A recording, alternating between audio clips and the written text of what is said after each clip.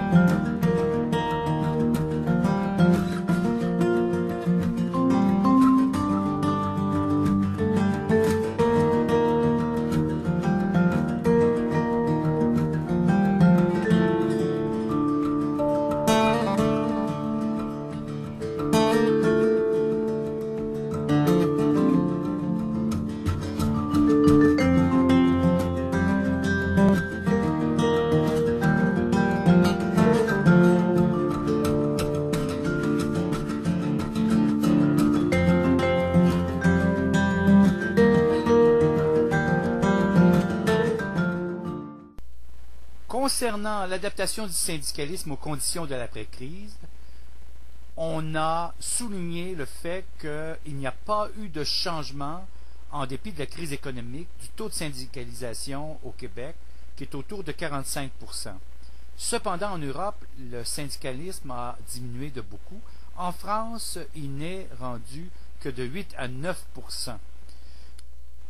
Les panélistes exprimaient que ce n'est pas le syndicalisme qui est mal adapté, mais bien la forme de syndicalisme qui est peut-être moins bien adaptée aux environnements changeants actuels. Il faudrait donc peut-être entrer en réflexion pour repenser la forme du syndicalisme et des syndicats.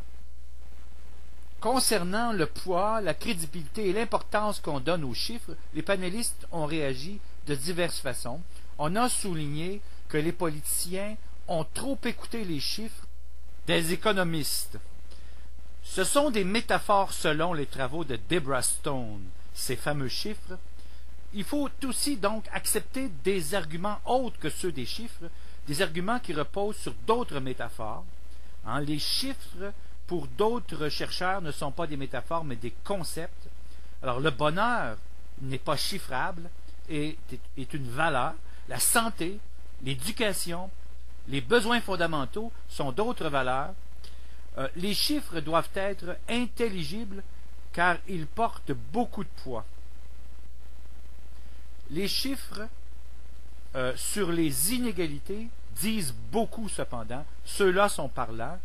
La différence entre l'argent des insiders du système et des outsiders, les pauvres qui sont vus et chiffrés et étiquetés comme inférieurs, et cela, c'est insoutenable. Pendant des années, on a confondu le PIB d'un pays avec la mesure du bonheur des habitants de ce pays, alors que dans les faits, d'autres mesures sont beaucoup plus près de la réalité. Par exemple, on parle de l'index d'opportunité, Index of Opportunity.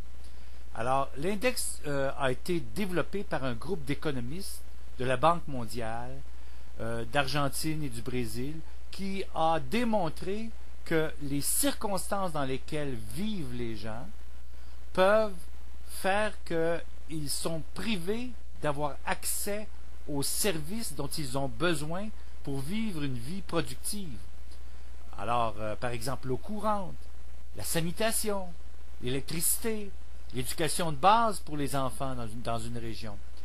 Alors, ça ouvre tout un nouveau champ d'études relié à des notions de bien-être, de qualité de vie, de chances égales et d'opportunités fondées sur l'équité.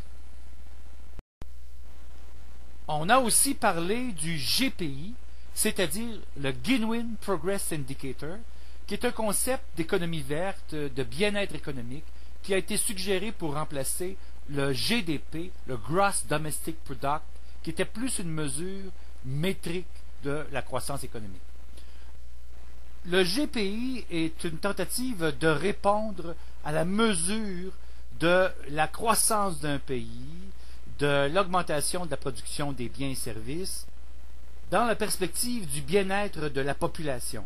Alors, si cette augmentation des biens et services ne correspond pas à un mieux-être, à un bien-être de la population, alors il y a matière à questionnement et cette mesure du Gini Progress Indicator tient compte de ce fait. Aux États-Unis, depuis le milieu des années 80, la problématique du décrochage scolaire fait diminuer justement ce Gini Progress Indicator.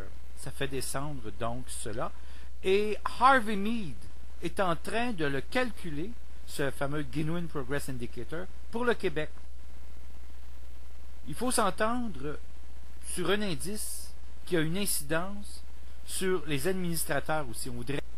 On voudrait que les primes versées au salaire des grands dirigeants d'entreprise, des multinationales ou même des politiciens soient conditionnelles à des résultats tangibles dans ces domaines-là.